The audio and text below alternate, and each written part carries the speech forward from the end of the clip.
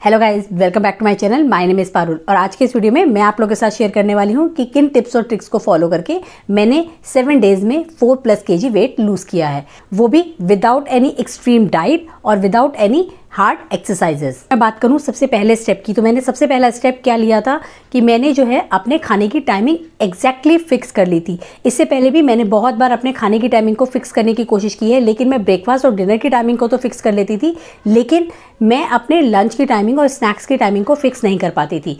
मैंने इस बार अपने लंच, स्नैक्स, ब्रेकफास्ट, डिनर सब टाइमिंग्स को अच्छे से फिक्स कर लिया था और बेनिफिट मुझे मिला था कि मेरे हर मील के गैप के बीच की टाइमिंग जो थी वो भी फिक्स हो गई थी।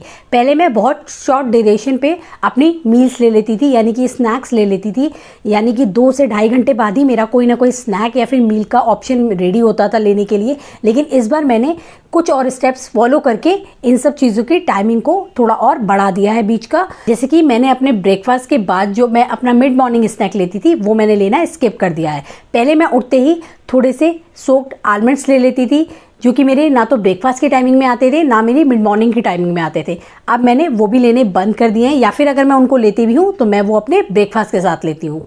Now step number 2। Step number 2 भी बहुत इंपॉर्टेंट है और ये सब हमको पता भी होता है, लेकिन हम कभी कभी इस चीज़ को फॉर ग्रांटेड ले लेते हैं, जो कि है हमारी नींद की टाइमिंग फिक्स होना। जब मैंने अपने खाने की टाइमिंग फिक्स की थी तो मैंने अपने बेड टाइमिंग भी फिक्स कर ली थी। मैं रात को भले ही कितनी भी लेट सो रही थी, अगर मुझे नींद नहीं आ रही थी, मैं बेड पर अपना एक फिक्स टाइमिंग पे जा रही थी, लेकिन अगर मुझे नींद नहीं भी आ रही थी तो मैं मॉर्निंग में 6 to 6:30 के बीच में डेली उठ रही थी। क्योंकि जब भी हम वेट लॉस या फिर फैट लॉस की बात करते हैं तो नींद भी उसमें बहुत इंपॉर्टेंट रोल प्ले करती है। तो आप लोगों को भी इस चीज़ को हमेशा ध्यान में रखना चाहिए।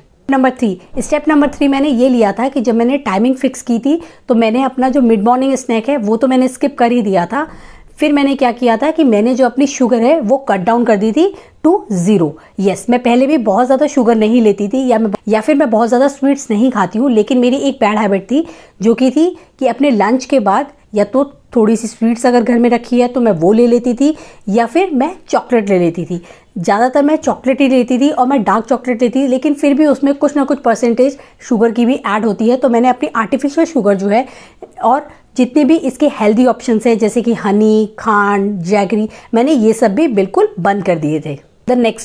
नेक्स्ट स्टेप में मैंने क्या किया था, जब मैंने शुगर कट डाउन की थी तो मैंने क्या किया था कि मैंने उसके साथ कैफीन भी बिल्कुल बंद कर दी थी। उससे मेरे को अपने जो मेरा सेकंड स्टेप था और थर्ड स्टेप था उसमें भी बेनिफिट मिला। कैसे? जब मैंने कैफीन की अमाउंट बिल्कुल बंद कर दी, यानी कि जब मैं मॉर्निंग में जो अपनी टी लेती थी और मैं जो इवनिंग स्नैक में अपनी कॉफ़ी लेती थी, उसकी वजह से मेरे को रात को ठीक से नींद नहीं आती थी। जब मैंने दोनों ही टाइम पे अपनी कैफीन को बिल्कुल बंद कर दिया तो मुझे अच्छे से नींद आने लगी। और क्योंकि मैं उनमें थोड़ा ना थोड़ा शुगर भी ऐड करती थी, तो जो मेरी शुगर थी जो मैं बिल्कुल छोड़ रही थी, मुझे उसे छोड़ने में भी बिल्कुल प्रॉब्लम नहीं हुई। नाउ द नेक्स्ट स्टेप ये थी कि जब आप एज अ स्नैक, यानी कि जब मैं मिड मॉर्निंग स्नैक में फ्रूट लेती थी, तो जब मैंने वो स्किप कर दिए तो मेरे फ्रूट स्किप ना हो उसके लिए मैंने क्या किया कि मैंने ब्रेकफास्ट में अपने रेगुलर ब्रेकफास्ट जैसे कि पोहा, सेवियाँ या चीला, पराठा, इन सब को लेने की जगह मैंने उसको रिप्लेस कर दिया था फ्रूट से। ज़्यादातर मैंने पपाया ही लिया था, लेकिन एक दिन मैंने बीच में बनाना और एप्पल फ्रूट की सैलेड भी ली थी। नाउ द नेक्स्ट स्टेप में ज़्यादातर हम लोग क्या ध्यान रखते हैं कि हम लोग शुगर को तो कट डाउन कर देते हैं, लेकिन हम सॉल्ट का इंटेक कभी भी ध्यान नहीं देते हैं। तो मैंने उसको भी थोड़ा सा और कम करने के लिए क्या किया था, मैंने किसी भी तरह के घर के बने हुए पिकल हो या फिर बाहर की कोई सॉसेज हो, मैंने वो भी लेनी बिल्कुल बंद कर दी थी। मैं बात करूं एक्सरसाइजेस की, तो वो है मेरी नेक्स्ट टिप से रिलेटेड।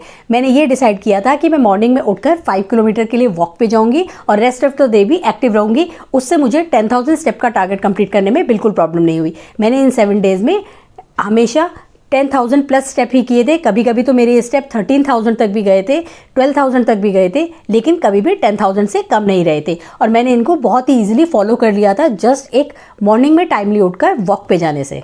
और मैंने नेक्स्ट चेंज क्या किया था, मैंने नेक्स्ट चेंज ये किया था कि मैंने जो अपनी सिंपल व्हीट फ्लावर की रोटी होती है उसको रिप्लेस कर दिया था मल्टीग्रेन रोटी से, जिसमें ज़्यादातर मैंने बारले का जो आटा है और रागी के आटे हैं उसको मिक्स करके, बारले का आटा अप्रॉक्स 60 to 70% और रागी का आटा 40 to 30% मिक्स करके रोटी बनाई थी और मैंने वही रोटी खाई थी।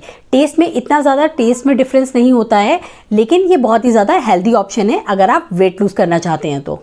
Now the last but the most important thing, मुझे बहुत ही ज़्यादा एडिक्शन थी कॉफ़ी लेने की इवनिंग टाइम में। अगर मैं उसको नहीं लेती थी तो मुझे अपना दिन पूरा अधूरा अधूरा सा लगता था, या फिर मुझे बहुत ही ज़्यादा फ्रस्ट्रेटेड और इरिटेटेड फील होता था, क्योंकि वो कैफीन हिट की एक आदत पड़ गई थी। तो मैंने उसको एकदम से बंद कर दिया था। उसकी वजह से 2 दिन तक तो मुझे थोड़ा हेडेक फील हुआ या फिर लो ऑफ एनर्जी लग रहा था, लेकिन बाकी सब हेल्दी ऑप्शन ऑप्ट करने की वजह से मुझे इतनी ज़्यादा प्रॉब्लम नहीं हुई थी। मैंने अपना वाटर इनटेक भी काफ़ी बढ़ा दिया था। जो नॉर्मली मैं 1.5 लीटर से 2 लीटर तक ले रही थी, मैंने उसको 2 to 2.5 लीटर तक कर दिया था। वैसे भी वेदर चेंज हो रहा है तो आपको अपना water intake time to time change करते रहना चाहिए। जैसे कि जब समर अप्रोच करती हैं तो आपको अपना वाटर इनटेक हमेशा बढ़ा देना चाहिए। और मैंने इसमें सिंपल वाटर ही ड्रिंक किया था, मैंने कोई भी डिटॉक्स वाटर वगैरह नहीं लिया था। लेकिन हाँ, मैं दिन में एक बार approximate 200 to 250 ml coconut water ज़रूर लेती हूँ।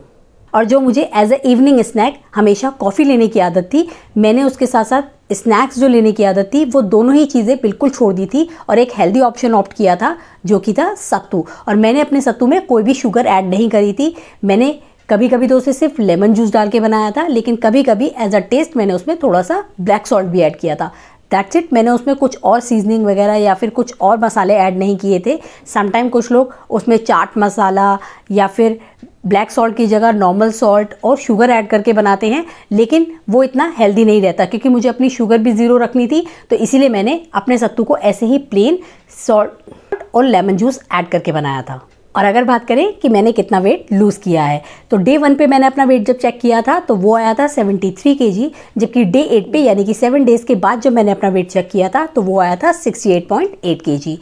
तो अगर मैं ये देखूं कि मेरा कितना वेट लूज़ हुआ है तो वो 4.2 kgs है। लेकिन मैं इसको एग्जैक्टली बिल्कुल सही नहीं कह सकती हूँ, क्योंकि मैंने ये दोनों वेट अलग अलग वेइंग मशीन पे चेक किए थे। और कभी कभी आपकी वेइंग मशीन से एक दूसरी वेइंग मशीन पे जब आप चेक करते हैं तो वो वेट 1 to 1.5 kg या 500 ग्राम्स वेरी कर जाता है। तो मुझे नहीं पता था कि मैंने टोटल कितना वेट लूज़ किया, लेकिन अगर मैं वैसे नंबर्स देखूं तो मैंने अप्रॉक्सीमेट 4.2 kgs लूज़ किया था विद इन 7 डेज़। और अगर आप लोग ये जानना चाहते हैं कि मैंने एग्जैक्टली इन 7 डेज़ में क्या क्या खाया था, कितना पोर्शन लिया था और मैंने कैसे इन सब चीज़ों को बैलेंस किया था, तो मैंने अपने डे 1 से डे 7 तक के शॉर्ट्स या वीडियोस अपलोड किए हुए हैं मेरे चैनल पे। अगर आप चाहें तो आप वहां से जाके चेक कर सकते हैं। मैं आप लोग की कन्वीनियंट के लिए उसकी प्लेलिस्ट को डिस्क्रिप्शन और आई बटन में लिंक कर दूंगी। So that's it for this video. Hope you like my video. If you like my video please give it a thumbs up, और इसी तरह के और कंटेंट के लिए please consider subscribe to my channel, hit the notification bell, share it with your friends and family. See you soon with another video. Till then take care, bye bye.